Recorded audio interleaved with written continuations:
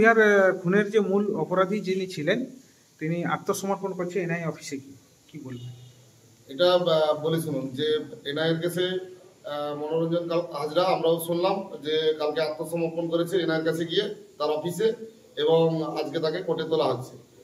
এটা আমরা আগেও দাবি করেছিলাম বা আমরা আগেও বলেছিলাম যে তৃণমূল কংগ্রেসের সভাপতি ওই বাচ্চা অঞ্চলের মনোরঞ্জন হাজরা, এবং পুলিশ এই কেসে ইনভেস্টিগেশন করছিল। সেই সময় যারা মূল অভিযুক্ত তাদেরকে বাদ দিয়েই তাদেরকে চার্জশিট থেকে বাদ দিয়ে বা চার্জশিটকে দেরি করে দিয়ে যারা অ্যারেস্ট ছিল তাদেরকে জামিনে সহযোগিতা করেছিল। মনোরঞ্জন হাজরা সহ আরো বেশ কিছু জন এখনো তারা ঘুরে বেড়াচ্ছে, তাদেরকে কোনো খুঁজে পাওয়া যাচ্ছিল না। এনআইএ তাদেরকে বিভিন্ন জায়গায় তল্লাশি করেছে, খোঁজে করেছে, পাচ্ছিল না। তাদের নামে প্রোক্লারেশন জারি হয়েছিল, তার মেয়াদও শেষ হয়েছে, তারপরেও তার বাড়ি রেড হয়েছিল।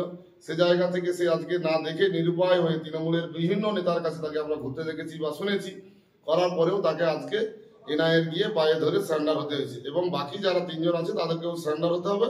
আইনি যদি না হয় তার আইনি প্রসিডিওর চলবে। আরো তিনজন কারাগারে থেকে গেছে। এরপরে আছে কমল খটিয়া আছে, তার নামে প্রোক্লারেশন, স্বপন ভৌমিক এবং বুদ্ধদেব মন্ডল, যাকে কোচিয়া বুদ্ধা বলে, এই তিনজনের নামে এখনো প্রোক্লারেশন জারি আছে।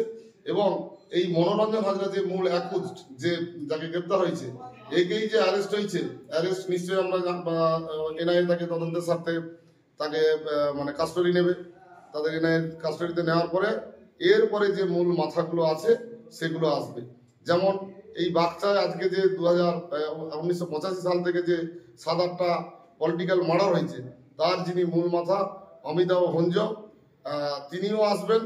এবং অমিতাভ ভঞ্জকে যিনি পরিচালনা করেন শেখ শাহজাহান সালিয়াহেব, ময়না পঞ্চায়েত সমিতির সভাপতি, ওনাকেও তো আসতে হবে।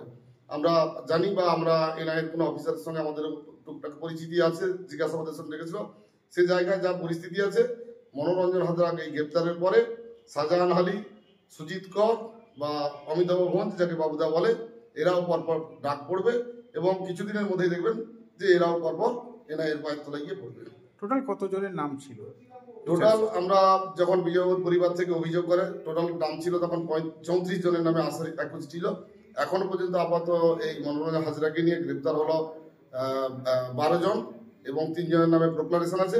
এবং যেহেতু মনোরঞ্জন হাজরা মূল আসামি, যেহেতু সারেন্ডার হয়েছে, এনআইএ তার সিস্টেমে বা যা পদ্ধতি আছে সেখান থেকে এর সঙ্গে যারা এই ঘটনার সঙ্গে না যুক্ত হলেও যারা এর প্ল্যান ছিল তাদেরকে নিশ্চয়ই গ্রেপ্তার করবে। আপনারা কি মনে করছেন যে বিজেপি যারা খুনি, যারা এই পরপর ধরা পড়ছে, সবের কি সাজা হবে?